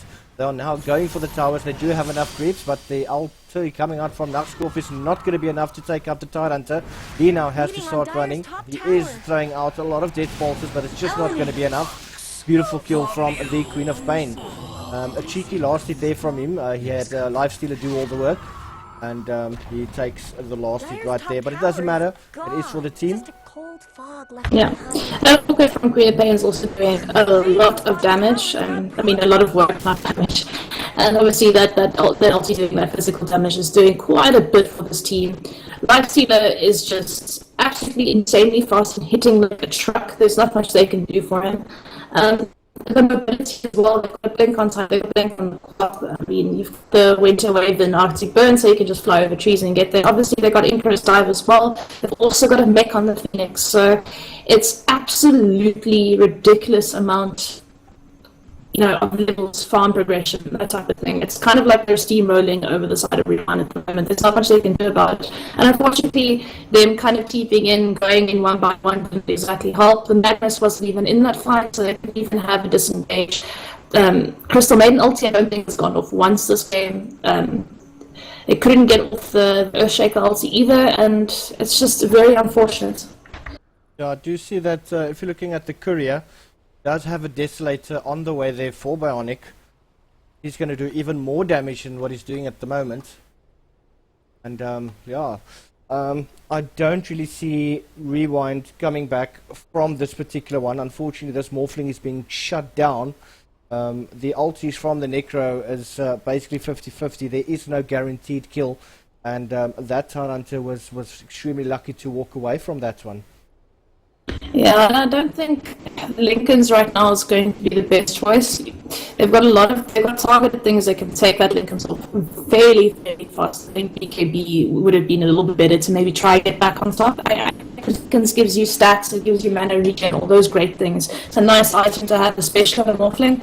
But right now, like, he's just getting disabled, he's getting nuked, and there's not much that he can do about it. And Queen of Pain, she's got an Orchid and she's got 800 gold in the bank. Let's see what's flying on the courier. Okay, not much for her there, so I thought she would maybe be close on her way to maybe an Aghanim Scepter, even maybe a Sheep Stick, and that's Morphling pretty much out of this game at the moment. I don't think he can really do much to get back into this game at this point. His map is potentially gone. They can't fight this team. They're not getting the right initiations off. That I haven't seen their wombo combo come to life yet. The Magnus ulti, well, the Earthshaker, well, first Magnus ulti because he's the one with the blink, then walks in, the Earthshaker because he hasn't got any mobility items yet. Maybe does the Echo Slam thing with the Crystal Maiden ulting in the background, and Morphling just mopping up and Necro getting 1 down or 2 down, healing the team. It's not happening for them at the moment, and it's unfortunate. Look, with the Earthshaker, he doesn't have the blink up as yet. So I mean that they're possibly just waiting for that to come through. But having a look at the difference in XP, that is about 6,000 in the favor of NTD. They are basically starting to snowball this particular game, and then on the net worth they are also about 6,000 ahead, all in the favor of NTD. Yeah, well, 6,000 ahead is not that significant. You can still easily come back from 6,000 net worth and 6,000 XP behind. It's when you get to the 20,000 mark that you're like, okay, now it's going to be really hard. Like I said, they just need to get the right combos off. They just need to get the right initiation, the right combos off, and if they can do that, they can definitely take a team fight or 2 back. But the real big problem on the side of NTD is going to be that Lifestealer. I mean, he is absolutely massive for 23 minutes. Sanjan Yasha, Desolator, Phase Boots, Hand of Midas, and again, He's got 1,200 gold in the bank, and he hasn't died yet this game, so he's the biggest monster. And obviously comboing up nicely with that Queen of Pain, she just blinks in and he just, climbs out and says hello and then kills everything. And this should be an easy tower, uncontested, and I think they're making the right decision here. They should not contest the tier 2 tower, they will probably just die. So, get back to that high ground. They've got very, very good high ground defense, nice wave clear. So they should be able to hold their high ground pretty nicely. But it does look like they're going to opt to go and take Rush. Yeah, it seems that they are going for the Roshan, but there is a scan from both teams coming out. Rewind does know that they are there. They would want to take this as quick as possible, but it doesn't seem that Rewind is actually going to try and contest it. They would rather prefer warding up, getting the vision on the map, and just ensuring that there is no surprise attacks. Look, they've got the heroes to contest the Rush. They definitely do, but the problem is that if they lose that fight, they will definitely lose Rax in the game.